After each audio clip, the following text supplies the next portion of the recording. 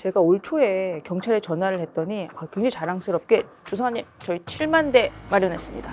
이렇게 해서 제가 무슨 생각했냐면 그거 소용 하나도 없는데 왜 7만 대나 마련하면서 세금을 썼지? 이런 생각했거든요. 가해자가 눈앞에 있는데 누르는 것은 아무 소용없어요. 피해자를 지키지 못하죠.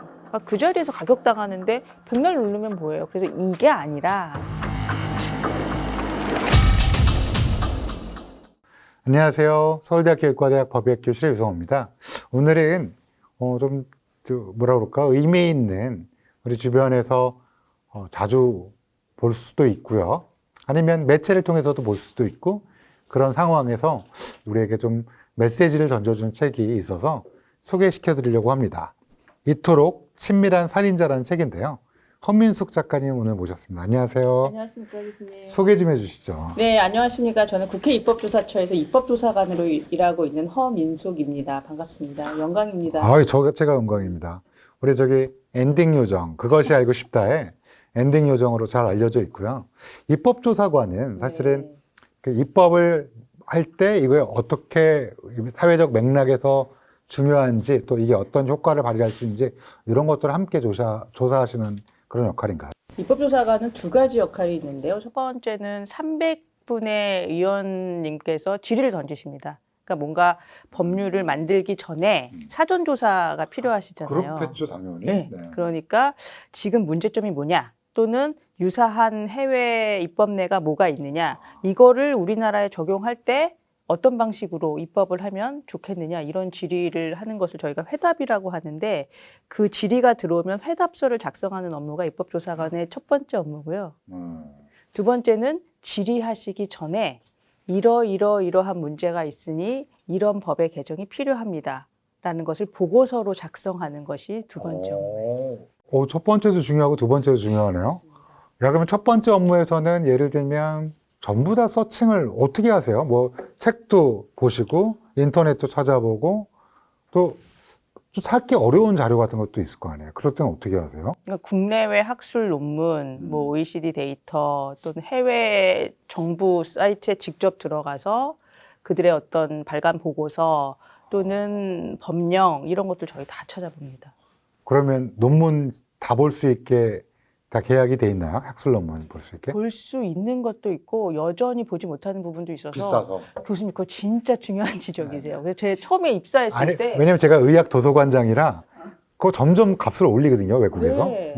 저 처음 입사했을 때 너무 볼 수 있는 논문이 없어서 제가 그때 처장님한테 그때 건의했어요. 이거 너무하다. 어떻게 입법조사기관이 이렇게 구독이 제한적이냐. 이거 잘 모르실 텐데 사실 그 논문이라는 게 회사 출판사에서 발행하는 학술지의 논문들이 학술지가 되게 여러 가지고 그걸 총괄하는 큰 출판사가 굉장히 여러 개예요. 근데 이거를 전자로 보려면 돈을 되게 많이 내야 돼요.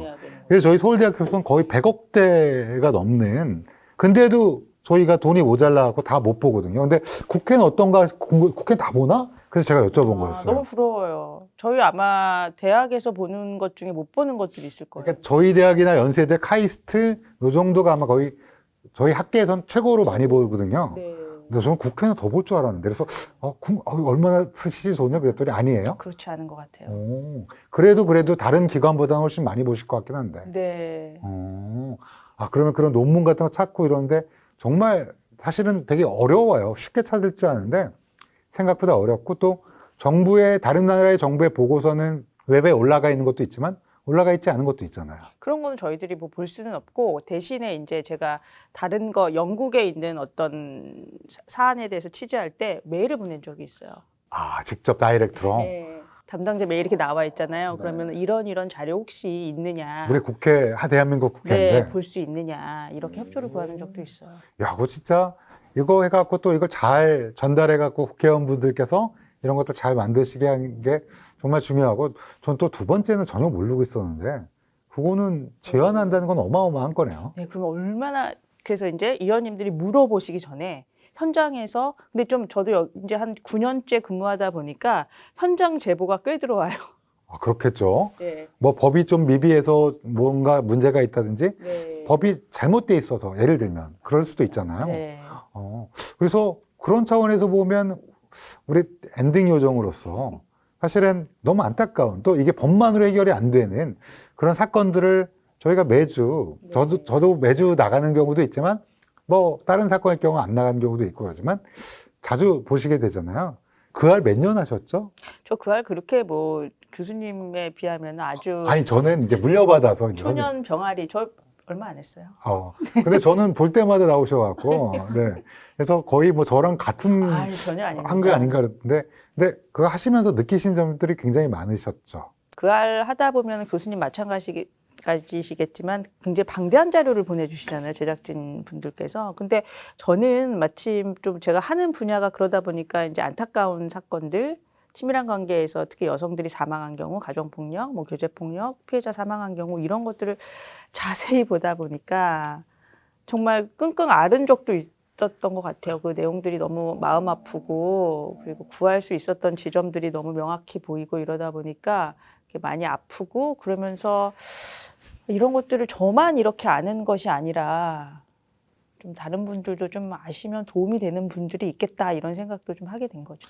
그래서 사실은 이 책이 저는 이제 아무래도 예법조사관으로서의 또 그동안 커리어로서 많이 느끼신 점에다가 아마 그 알글로 대표되는 우리 사회에서 폭력 그리고 그런 거에 의한 희생자 또 그거에 대한 연민과 또 공감 그리고 안타까움이 그걸로 인해서 나온 책이 아닌가 싶고요. 그래서 제목이 이처럼 친밀한 살인자, 약간 이율배반적이에요. 친밀한 네. 살인자고 또 부제가 강압적 통제는 어떻게 관계를 지배하는가입니다. 그래서 저는 이 책을 읽고 뭐라 그럴까요? 굉장히 그 작가님이 느끼셨던 그 마음, 사실 저도 그 마음을 오랫동안 가지고 있었는데 그걸 좀 잘 하나하나 잘 짚어주고 어떻게 보면 조금 더 저와 다른 커리어의 사람이 이런 걸 짚어주면서 좀 더 배우는 점이 많아서 굉장히 좋았던 책이었던 것 같아요. 진짜 영광입니다, 교수님. 아니, 우선 교제폭력이란 말을 네. 우리가 교제폭력이란 말을 왜 쓰게 됐을까요? 전에는 아마 많이들 들어보셨을 거예요. 데이트 폭력이라는 용어를 썼었거든요.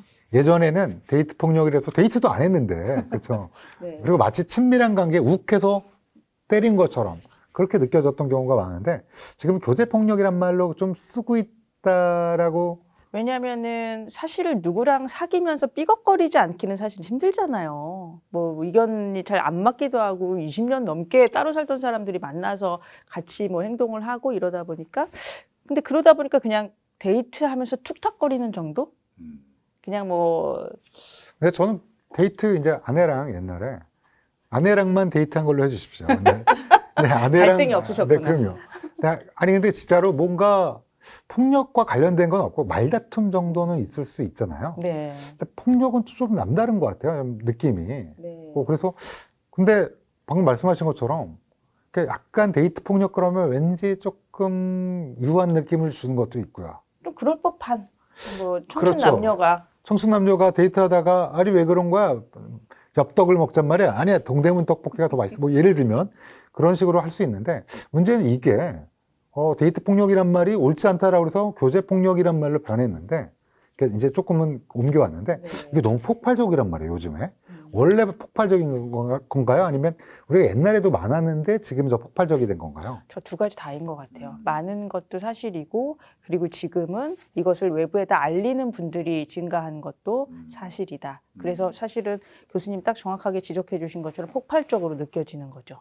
그래서 사실은 옛날에는 여기 책에 나와 있지만 11번의 신고와 방어폭력 이게 어떤 건지 조금 소개시켜 주시면 11번이나 신고했는데 사실은 뭐 이게 문제가 안 됐다라는 거죠. 네. 그러니까 또 피해자가 10대였어요. 19세였거든요. 그래서 고등학교 때부터 사귀던 남자친구로부터 폭행을 당했는데 그러니까 적극적으로 신고를 한 거죠, 경찰에. 11번이나 신고했는데 왜 구조되지 못했냐면은 계속 남자친구가 뭐라고 주장하냐면 쟤도 나 때렸다. 그러니까 이제 이게 사실 방어폭력 뭐 이런 얘기를 하면서 되게 어그러진 상황이 됐는데 그래서 어떻게 됐나요? 나도 맞았다 이러니까 이제 경찰의 입장에서는 그럼 쌍방이다. 그러니까 너도 때렸고 너도 때렸으니까 둘이 잘 얘기해서 그냥 합의해라. 그냥 없던 일로 해라. 뭐 이런 식으로 계속 종결이 되었던 사건. 그래서 피해자가 결국 죽음을 피하지 못했던 사건입니다. 너무 화가 나는 사건이었는데요. 네.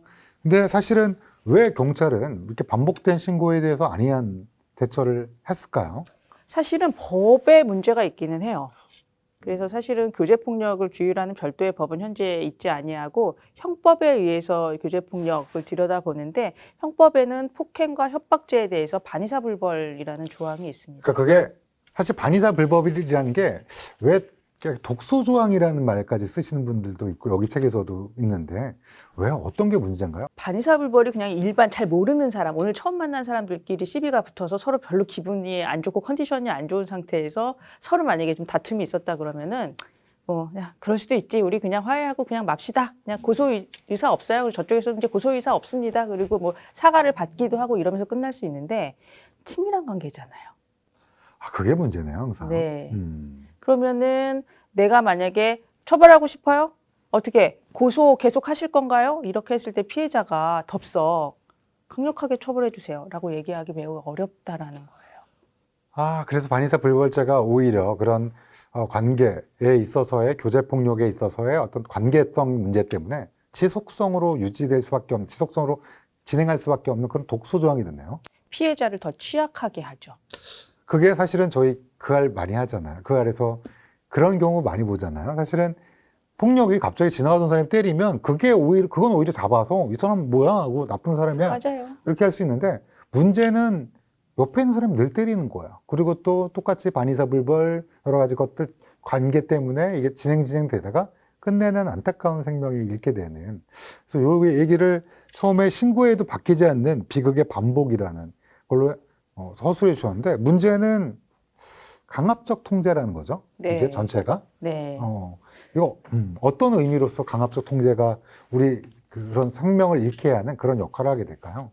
예를 들자면 일단 첫 번째 문제는 강압적 통제를 폭력으로 인지하지 못하고 있어요. 지금 한국 사회에서는. 그러니까 한국 사회에서 폭력이라는 것은 피해자를 딱 봤을 때 누가 봐도 피해자다.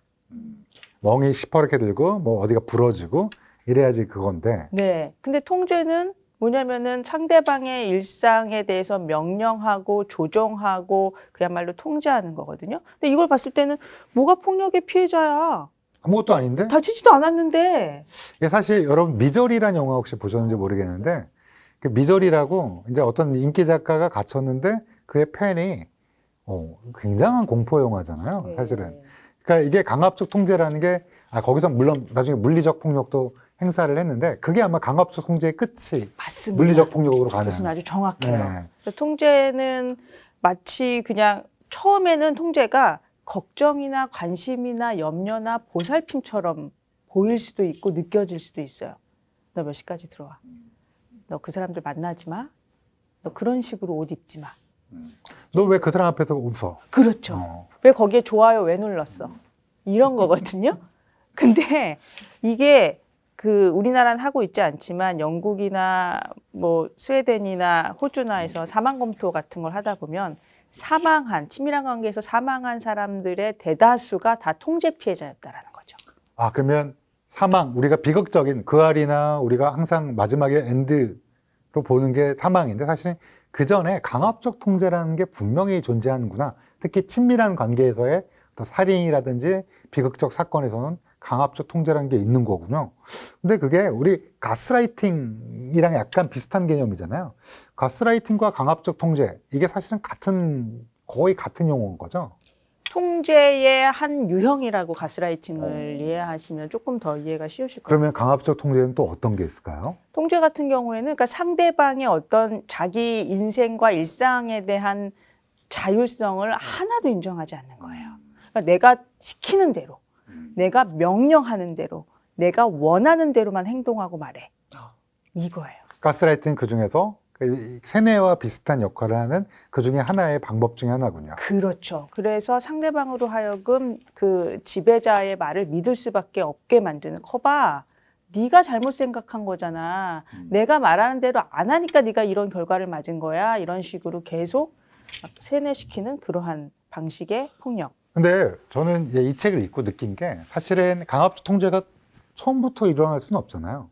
예를 들면 갑자기 만나는 남녀가 미혼이란 말이에요. 그리고 뭐 데이트를 하다가 너 이제부터 내 말 잘 들어 그러면 당연히 상대편이 네. 이 사람 뭐야? 그러고 갈 거 아니에요. 이게 그러면 어떻게 시작되는 건가요? 보통은.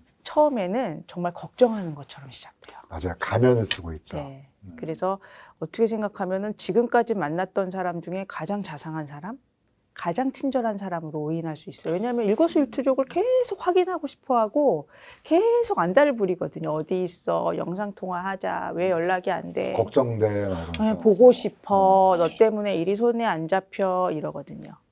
근데 그런 게 약간의 통제의 카나리아 신호처럼 처음에 이런 게 시작되는 게 그런 어떤 지나친 관심, 지나친 뭔가에 대한 집착 이런 것 때부터 시작하는 거죠. 그러다가 점점 어떻게 진행되나요? 그래서 만약에 근데 이거를 그렇게 궁금해 하시는 분들이 있어요. 아니, 연인이 당연히 몇 시까지 들어가는지 궁금하고, 지금 누구랑 같이 있는지 궁금하고, 어디에 있는지 궁금한 거 당연한 거 아니야? 이렇게, 그것도 안 하면서 연인이라고 할 수 있어? 이렇게 질문하시거든요. 맞아요. 자, 근데 이런 요구를 받았을 때 내가 너한테 매일 계속 매 시간마다 내가 어디 있는지 통보하는 거다 너무 피곤해. 그냥 내가 알아서 할게. 내가 연락할게. 이렇게 얘기했을 때 이게 만약에 받아들여지잖아요? 상대가? 그러면 이거는 통제가 아닐 수 있어요. 그러면 이건 거기서 이제 협상이 가능한 거죠. 근데요? 근데 만약에 이게 안 받아들여지고 요구하는 자가 내 뜻대로 안 하기 때문에 너는 벌받아 마땅해. 그때 이제 신체적 폭력이 시작될 수 있거든요. 너무 무서운데요? 이렇게 진행되는 거예요. 거기에서 국가 공권력은 특히 경찰의 역할은 상대적으로 항상 우리가 그 알을 다룰 때마다 항상 이제 방송 그 아래 평을 보면 경찰을 욕하시는 분들이 많은데 약간 경찰에서도 경찰 대부분 훌륭하신데 약간의 문제가 그 당시에 보이죠. 그런 관계가 시작됐어요. 예를 들면 강압적 통제가 있었을 때 아까도 말씀 주셨지만 반의사 불발 처벌 때문에 이걸 벗어나려고 했던 이제 덫에 걸렸다는 거 알 때 그때 경찰에게 신고했을 때 경찰의 문제점이 분명히 있긴 한 거죠. 그때 이제 예를 들자면은 아주 나쁜 경우는 둘이 연인 사이라면은 그냥 화해해라. 뭐 이런 일로 신고하냐. 그리고 많이 안 다쳤네. 이러시는 것이 이제 가장 나쁜 경우고 또 어떤 경우가 있냐면 사실 이렇게 신고가 들어오면 서로 분리해야 되거든요. 그래서 피해자를 별도의 공간으로 데리고 와서 진정한 의사를 확인해야 돼요. 정말 위험을 느끼냐, 어떤 일을 경험했냐, 어떻게 해주면 좋을까 이렇게 해야 되는데 뭐 여기 나온 사건에서는 둘이 그냥 같은 공간에 있어요. 근데 원래 여청계가 있잖아요. 네. 여성 청소년계가 있는데 네. 사실 같은 공간에 놔둔 이유는 아마 무관심이었겠죠? 혹시나? 설마? 근데 처음부터 여청계가 현장에 가진 않아요. 지구대. 그러니까 지구대나 이런 데서 같은 공간에 놔두게 되고 그분들이 그냥 좀 안이하게 생각하는 거죠. 딱 가서 봤을 때 피해자가 정말 피를 철철 흘리고 있고 의식이 없다 이러면은 심각하게 생각하시는데 그러니까 진짜로 폭력으로 뭔가 피가 나야지만 이게 심각성을 받아들이고 관계에 있어의 폭력은 뭐 연인 간에 뭔가 그래서 여기 사건에서도 두 번째 신고했을 때 경찰이 뭐를 계속 확인하냐면 부상당하셨냐 이걸 계속 질문해요. 이거 그 아래에서 나온 사건 얘기잖아요. 네, 예. 네. 그래서 그때마다 계속 경찰이 그거 아니면 안 되는 것처럼 네. 그렇죠. 그래서 문제가 됐던 케이스. 근데 사실은 서로 통제 관계잖아요. 그러면 가해자가 눈빛만으로도 제압할 수 있어요. 근데 그런 신호를 알지 못하고 질문하지 않는 거죠. 사실 피해자한테 누구와도 연락하기 어려운지 고립되어 있는지 이런 거 질문해야 되거든요. 아니 근데 그래서 그렇게 얘기를 듣다 보니까 박사님한테 얘기를 듣다 보니까 너무 절망적인데요. 그럼 피해자는 벗어날 수 있는 방법이 없나요? 사실은 지금 한국의 법제도상에서는 어렵다고 제가 판단을 해서 책을 썼습니다. 사실은 교수님. 그러니까 우리나라는 지금 법이 없기 때문에 피해자들이 가장 원하는 게 뭐냐면 분리되고 싶다예요. 나를 찾아오지 않았으면 좋겠다. 당분간이라도 좀 안 만났으면 좋겠다. 그럼 그 사람도 진정하고 나도 진정하고 나도 안 맞고 안 다치고. 근데 이게 안 돼요, 일단은. 그러니까 분리할 수 있는 그 절차가 없어요. 법이 없기 때문에.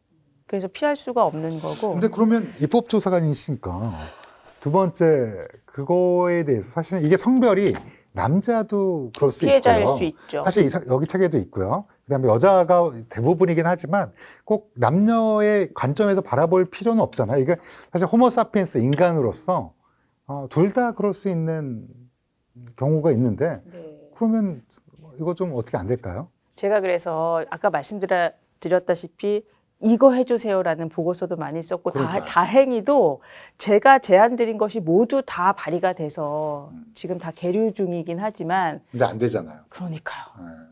그런데 그리고 발의해 주신 국회의원님들은 되게 뭐라 그럴까? 진짜 관심이 있으셔서 해 주신 건데. 정말 고맙죠. 정말 고맙죠. 조사관 입장에서는 근데 글을 쓰면서 어떤 자신감은 있냐면 발의는 할 수 있다. 이거는 왜냐면은 근데 위원님들이 여기 시청자분들께 우리 저기 네. 구독자분들께 발의가 되면 국회의원들께서 이제 이게 중요하구나 해갖고 공청회도 하고 법을 내는 걸 발의라고 하나요? 네, 그 위원실에서 법안을 마련해서 이거를 개정하고 싶다 또는 제정하고 싶다라고 해서 내는 거, 제출하는 거, 뭐 이런 것들 이제 저희가 발의라고 하는데 간혹 언론에서 발의 자체가 무슨 법이 바뀌는 것처럼 이렇게 보도가 될 때가 있어요. 아, 왜냐하면 일반 사람이 듣기에 국회의원이 법을 냈대. 그럼 법이 된 줄 알아요. 맞아요. 근데 그게 사실은 뭐 소위원회 또 뭐 위원회에 올라가서 그게 또 통과하고 근데 거기서 수많은 뭐라 그럴까요? 갈등, 수많은 또 어떤 이해관계 이런 것 때문에 발의가 된다고 다 법이 되는 게 아니라 거의 다 법이 안 됩니다. 그렇죠? 맞습니다. 몇 퍼센트나 법이 되나요? 법이 되는 비율이 아마 20%. 그러니까 진짜 진짜 중요한 상황. 예를 들면 지금 우리 허민수 조사관님께서 이런 것들 왜 우리가 벗어나지 못하나? 사실은 벗어날 수도 있는 간절히 원하는 게 분리하는 건데 그거에 대해서 법적 백그라운드를 만들어주는 거 그거 누가 반대하실? 지금 상황은 제가 보기에는 이 사안이 중요한 입법 과제로 그쵸. 인지가 안 되고 있는 거예요. 이거 나중에 이거 진짜 중요한 거는 뭐 나라 살림이라든지 뭐 지역 경제라든지 뭐 중요하죠. 그런 게 참 중요한데 근데 저는 희생자들한테 생각해 보면 이거 자체도 굉장히 중요한 우리가 한 명의 국민을 잃을 수는 없잖아요. 그 아래 많이 안 나오는 게 이번에 저기 어린이 아동 나왔는데요. 사실은 원 오브 댐이에요. 그리고 가끔씩 여성 피해자 나오는데 원 오브 댐이에요, 진짜로. 방송도 안 되는 희생이 여러분 생각하는 거 지금 막 4개월짜리 아이 밟았다고 막 분노하시고 그러는데 저는 더 많이 얘기할 수 있어요. 근데 얘기 안 하는 것 뿐이고 지금 허민숙 조사님께서 이 책에서 누누이 얘기한 수많은 피해자들 이거 원 오브 댐이에요. 우리가 보는 빙산의 일각인데 저는 개인적으로는 많은 분들이 이렇게 얘기할 것 같아요. 똑똑하면 피해자가 똑똑하면 남자한테 단호하게 얘기하고 이건 아니다 이렇게 얘기하고 벗어날 수 있다라고 얘기하신 분도 있잖아요. 그런 분들 많아요. 대부분 그래요. 대부분 그건 여자가 바보래서 그건 피해자가 바보래서라고 그러는데 여기 왜 안 그런지 자세히 써주셨잖아요. 뭐 방법이 여러 개 있지 않나? 똑똑하기만 하면? 라고 얘기하는 분들께 조금만 얘기해 주세요. 일단 피해자는 가해자가 가하는 폭력이 아주 현실적인 거죠. 아주 구체적이고. 그래서 뭐 무지막지한 헤어지자라는 말을 꺼내면은 즉시. 바로 즉시 정말 감당하기 어려운 폭력 피해를 당하기 때문에 그것이 매우 두렵고 이게 사실은 보통 분들이면 야 그거 신고하고 이랬는데 그게 안 돼요 사실은. 근데 이거를 이렇게 얘기해도 이 책을 읽어보시면 아는데 이렇게 얘기해도 많은 분들이 그거는 지가 바보라서 그런 거 아니냐 다 이렇게 얘기하셔서 제가 법약 입장에서 너무 항상 답답한데 오늘 이 책으로 소개할 수 있어서 참으로 다행인데. 너무 감사합니다. 네. 왜냐면은 여기 이제 친구를 잃고 친구가 살해당했죠. 그리고 친구들이 지금 와서 정말 눈물로 후회하는 게 그때 그 친구한테 화냈었대요. 너 왜 안 헤어져? 너 왜 바보같이 당하고 있어? 너도 똑같아. 진짜로 이렇게 얘기해요. 왜냐하면 답답해 보이니까 그분들은. 근데 사실은 벗어날 수 없는 게 있죠. 내가 위험하기도 하지만 가족들 죽이겠다 그러거든요. 그게 많아요.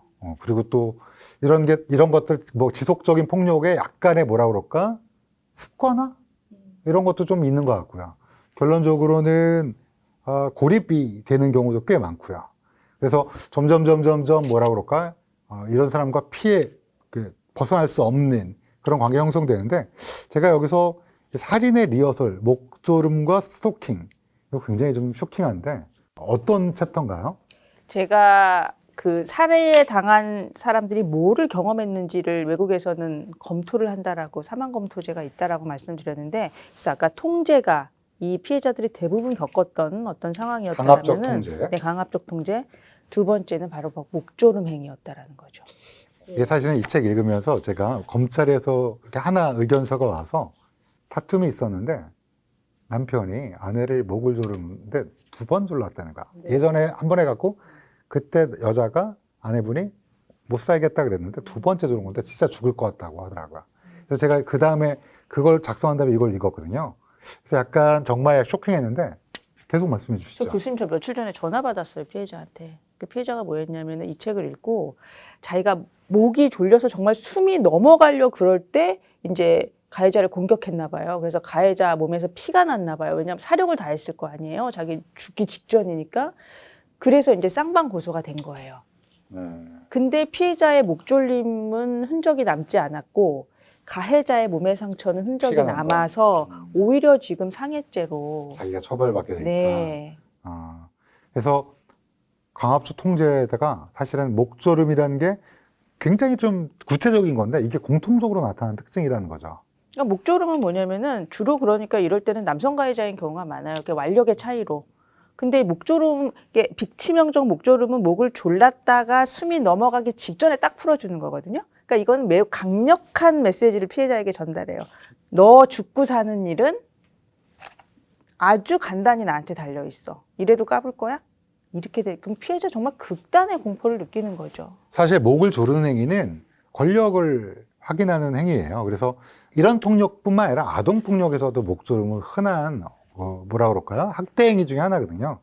근데 지금 이걸 지적해 주셔갖고 너무 중요한 걸 지적해 주신 것 같고 그러면 여기에 목조름과 스토킹, 그러니까 살인의 리허설 이거는 방금 말씀하신 것처럼 목을 조르면서 내가 널 어떻게 할 수 있다라는 거고 스토킹은 또 어떤 의미가 가지고 있나요? 스토킹은 뭐냐면은 분리나 이별을 절대 받아들이지 못하는 거죠. 가해자가. 그러니까 상대방이 명확하게 의사를 전달했음에도 불구하고 절대 받아들이지 못하고 계속 이제 스토킹을 하는 건데 지금 문제가 뭐냐면 경찰 단계에서 연인 사이였다라면은 그럴 수도 있다라고 생각해서 위험하다고 판단하지 않는 거예요. 아니 근데 이게 예전에 사실은 스토킹에 관련 법률이 없어갖고 문제가 돼서 스토킹법 관련 법이 생겼잖아요. 네. 그래도 여전히 그렇단 말이에요. 왜냐하면 법률 조항에 정당한 사유 없이라는 게 있어요. 그 용어를 어떻게 해석하냐에 따라서 맞습니다. 이게 경찰 간에 임의적으로 그래서 지금 아직 할 말이 남아서 못다한 마음을 전하기 위해서 기다리고 연락하고 문자 보내고 이런 거는 정당한 사유가 있다.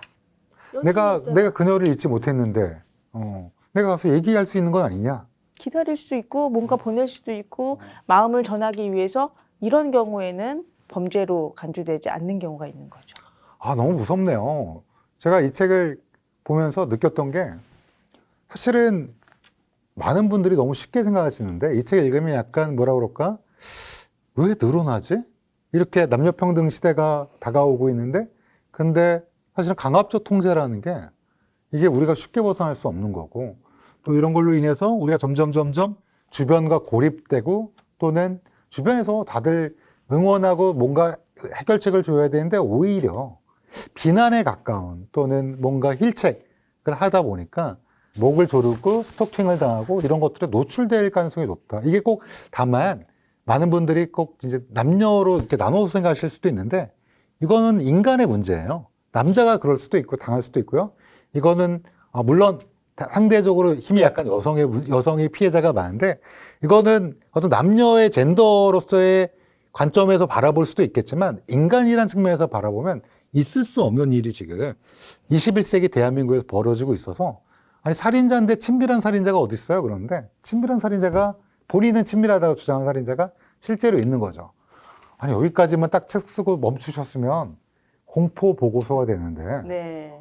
저는 이제 그래도 조금 희망이 있지 않을까? 왜냐하면 저희가 이제 이런 그것이 알고 싶다라고 또 황수 조사관 작가님께서 또 엔딩 요정으로서 왜 엔딩 요정이 되는지 그건 정책의 희망 또 우리가 변화할 수 있는 사회적 희망이 있기 때문에 엔딩이 되시는 거예요. 저는 한 번도 엔딩 요정을 한 적이 없거든요. 왜냐하면 제가 얘기하고 엔딩하면 우울하게 끝나요. 죽었습니다. 그래서 끝나니까. 근데 그래도 작가님을 엔딩으로 쓰는 이유는 분명한 게 있을 것 같아요. 이거 이토록 친밀한 그리고 강압적 통제는 어떻게 관계를 지배하는가에 대해서 우리가 충분히 이 책을 통해서 확인할 수 있는데 그러면 단 한 명도 잃지 않기 위하여라는 챕터에 우리가 어떤 걸 하면 좋을까요? 이건 개인적인 것도 있겠고 사회적인 맥락에서의 문제도 우리가 해결책도 있을 것 같은데 크게 거시적 관점에서 좀 얘기해 주시면 좋을 것 같아요. 가장 개인적으로는 일단 이런 위험 신호들을 알아차리는 사람들이 많아질수록 이런 통제 가해자들이 설 자리가 좁아지겠죠. 예를 들면 실제로 강압적 통제, 감정으로서 또는 이게 통제가 가능하다는 걸 실제 그게 폭력이라는 걸 인지하는 거고. 네. 근데 만약에 주변에서 너 좋아해서 그래. 연애하면서 그 정도도 안 하는 게 어딨어. 만약에 이런 사람들이 넘쳐나는 사회여서는 피해자 고립되겠죠. 아니 근데 고민은 좀 있어요. 솔직히 제가 이제 약간 네. 불편했던 건 제가 혼자 생각에 제가 잘못된 생각일 수도 있는데 연애를 하려면 약간 쫓아다니기도 하고, 맞아요. 약간 쫓아다니기도 하고, 그다음에 구애도 하고. 맞아요. 그게 보통 해야죠. 남자가 해야죠. 왜냐면 네. 여자분들이 잘 구애를 안 해요. 기다리고 있겠죠? 그거면 되게 좋은데 안 기다리는 수도 있어요. 근데 안 기다린데도 남자가 조금 뭐라 그럴까? 약간 대시를 하고 싶을 때도 있잖아요. 있죠.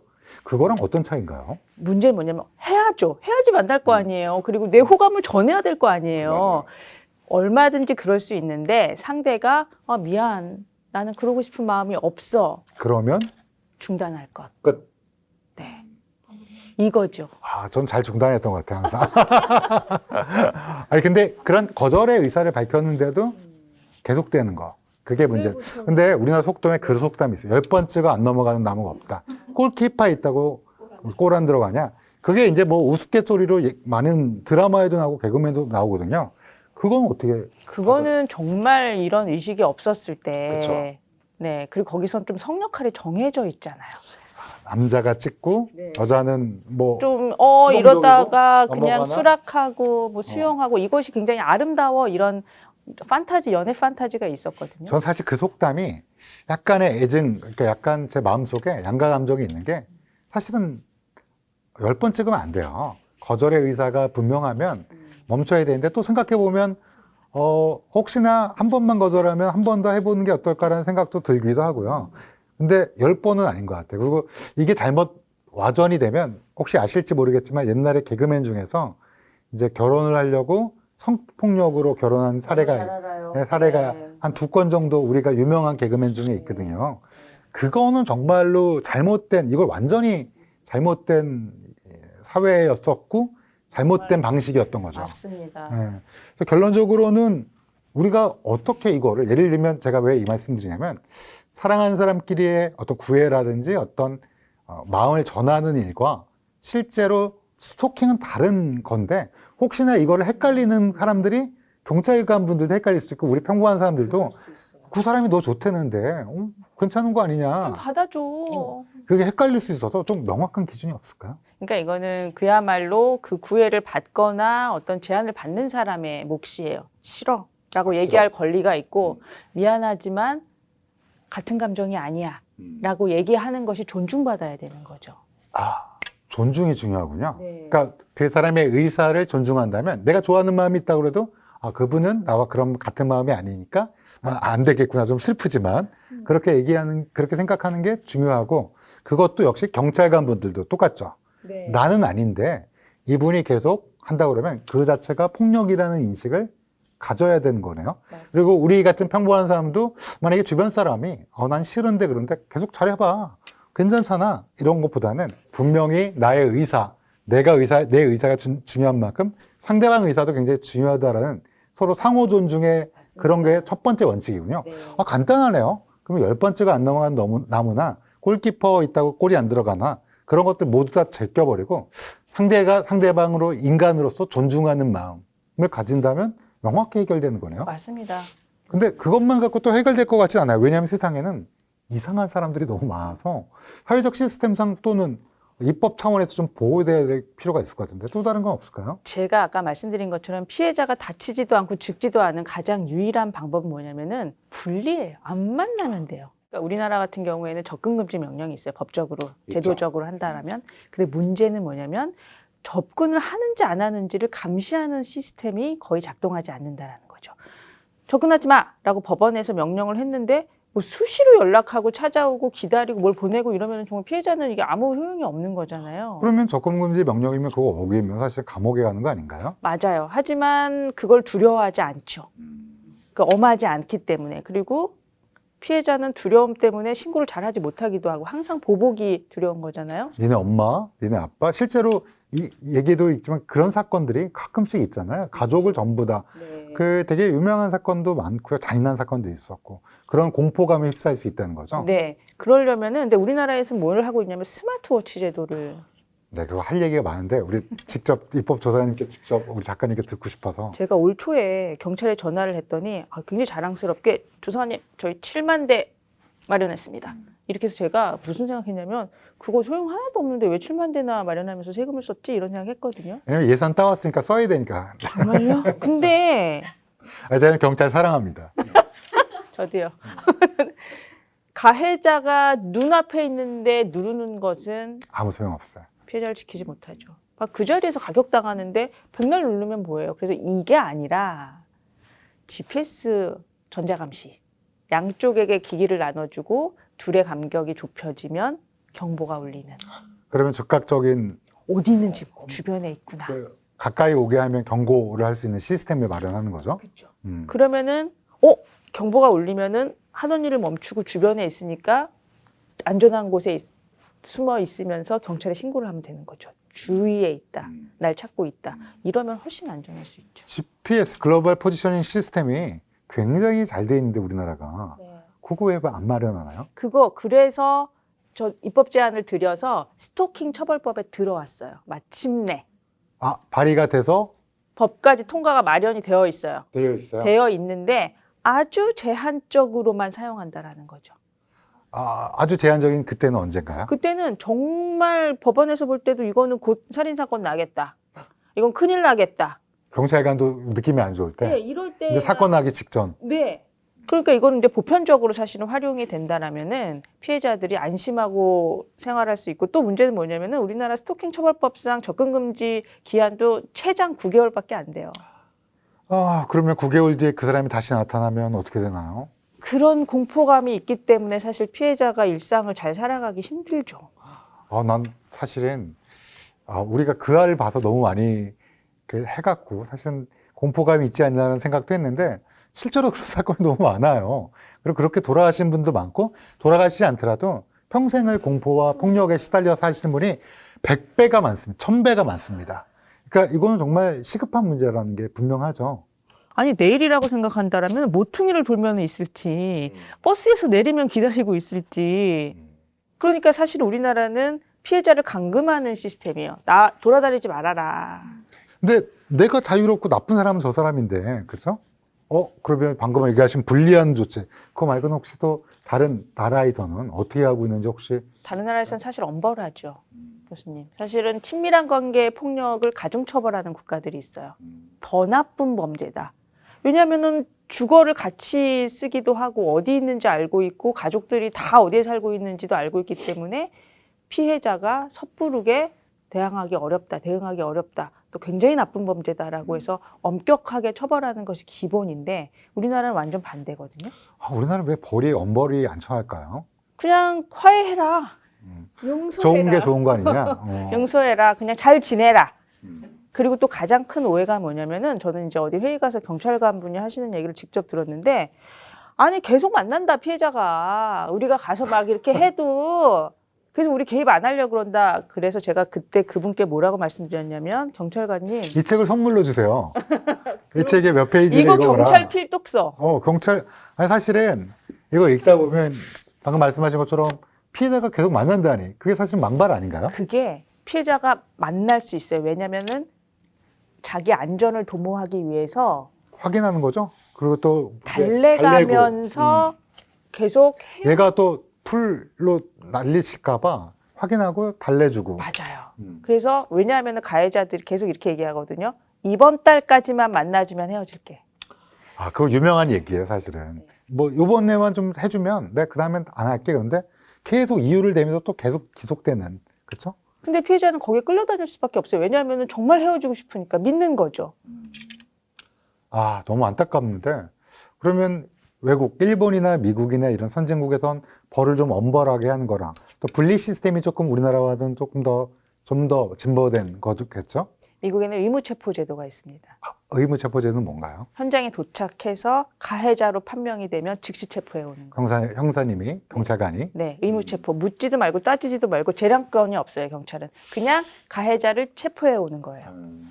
아니, 그러니까 사실은 저는 사실 막을 수 있는 그런 것들이 굉장히 많은데도 불구하고 잘 못 되고 있는 거에 지금 저희가 쭉 이 목차에 따라서 사실 쭉 말씀드렸는데 사실은 인식부터 시작해서 우리가 그 메커니즘을 모르는 상태에서 그 메커니즘을 이해하려고 또는 전혀 고려하지 않은 상태에서 국가공권력이 일을 하다 보니 선의를 가지고 있지만 오히려 피해자를 양산할 수도 있는 그런 형태고, 이것은 사회적 그 개인이 잘해서 빠져나가는 게 아니라 국가가 도와주고 뭔가 시스템이 만들어져야 된다는 입장에서 그래서 입법조사관님이 엔딩 요정이구나. 그렇죠?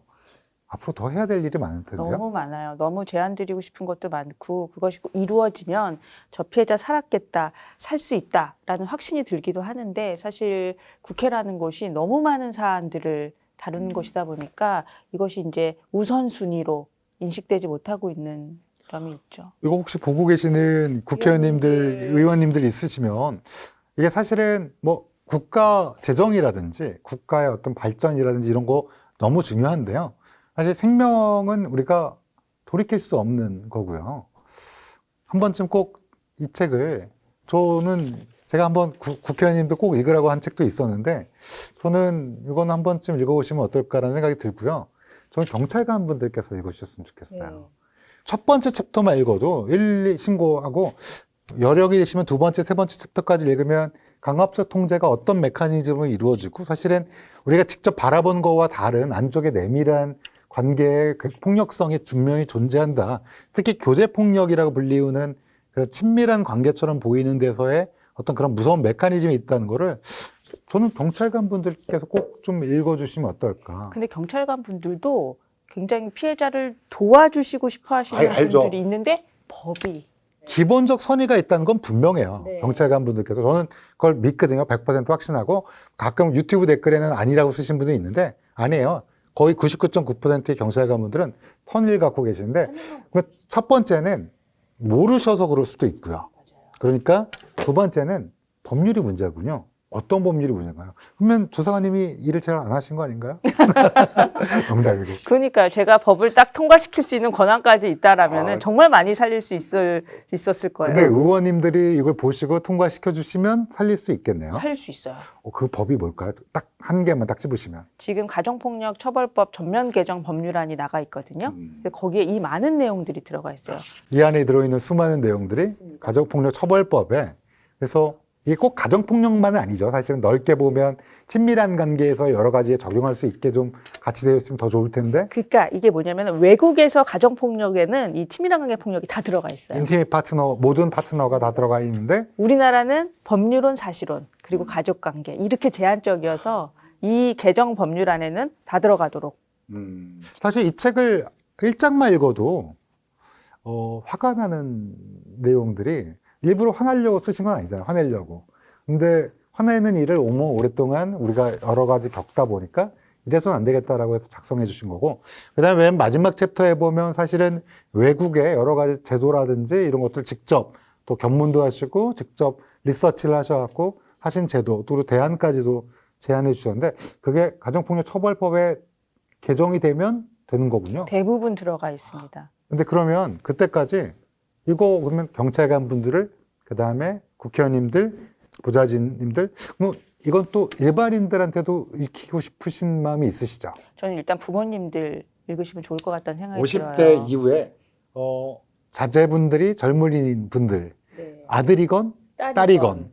막 연애를 시작한. 맞아요. 왜냐하면 우리 부모님들이 자칫 아니 우리 아들이 좋아서 뭐 우리 아들이 뭐 잘못했나 이러는데 그럴 수 있다는 거. 그리고 그 비극적인 사건에 여러 가지 사례들이 들어 있으니까.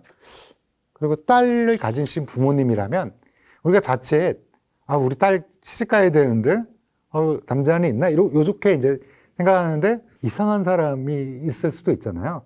그 딸 가진 부모님들 또 누가 보면 좋을까요? 저는 청소년들도 보는 게 좋을 것 같다라는 생각이 들어요. 굉장히 좀 일찍 시작하기도 하고. 요즘은 좀 빠르죠. 네. 관계라는 게. 그리고 이런 로맨틱한 관계에 대해서 훨씬 낭만화되어 있어요. 근데 사실은 청소년 때 남성 청소년이나 여성 청소년이나 이것들을 보면 조금 더 우리의 이성관계라든지 어떤 사람과의 관계에 있어서의 진지함, 폭력성의 배제, 뭐 강압적 통제에 대한 우리가 벗어날 수 있는 어떤 힘 이런 거 기를 수 있겠군요. 아 그러면 전 첫 번째로 청소년들을 선택하고 싶은데요. 아, 정말 네. 저도요. 왜냐하면 되게 세상은 좋은 사람이 훨씬 많아요. 그건 분명합니다. 근데 사실은 우리가 모르면 강압적 통제라든지 또는 어떤 먹이를 노리는 나쁜 사람들에게 먹잇감이 될 수가 있어요. 그래서 이게 좀 적나라한 표현이긴 한데 제 생각에는 진짜로 청소년들이 먼저 이 책을 보면 좋겠네요. 당부하고 싶은 거는 이런 일을 겪었을 때 대부분 말을 안 해요. 부모님 걱정하실까봐 또는 내가 잘하면은 상대가 바뀌겠지. 그래서 그러지 말고 빠른 시간 안에 다른 사람에게 도움을 요청해라. 라는 정보만 제대로 알고 있는 것. 이것도 저도 되게 중요할 것 같아요. 그러면 내가 요청을 받는 친구로 될 수도 있으니까 그렇죠. 그럼 다 읽어야겠네요. 모든 이가 사람들. 다 읽고. 아니 왜냐하면 이건 특수 사례는 아닙니다. 사실은 우리 관계에 있어서의 강압, 꼭 이게 살인까지 이어지지 않더라도 사실 폭력이라든지 어떤 갈등 관계는 굉장히 많은 경우에 있고 이게 올바르지 않은 관계, 이 강압적 통제 관계에 머무른 경우가 많기 때문에 저는 이 책을 보면서 자가 진단할 수 있고 어떻게 하면 벗어날 수 있는지 또 우리 사회가 이를 어떻게 하면 통제하고 좀 더 좋은 사회로 나갈 수 있는지를 제시한 책이라서 이 책은 많은 분들, 제가 방금 말씀드렸지만 청소년부터 시작해서 여러분들이 좀 보셨으면 좋겠네요. 저는 무엇보다 이 책이 이 폭력 피해를 겪고 있는 누군가에게 닿기만을 지금 간절히 원하고 있어요. 이게 그래 좀 알려져야지 그분들 손에도 들어갈 수 있겠다. 그러면 그분들이 방법을 좀 찾지 않을까. 이런 간절함이 사실은 제일 큽니다. 네, 그러면 오늘 허 작가님을 모시고 제가 꼭 소개시켜드리고 싶었던 책을 말씀드렸습니다. 긴 시간 들어주셔서 감사합니다.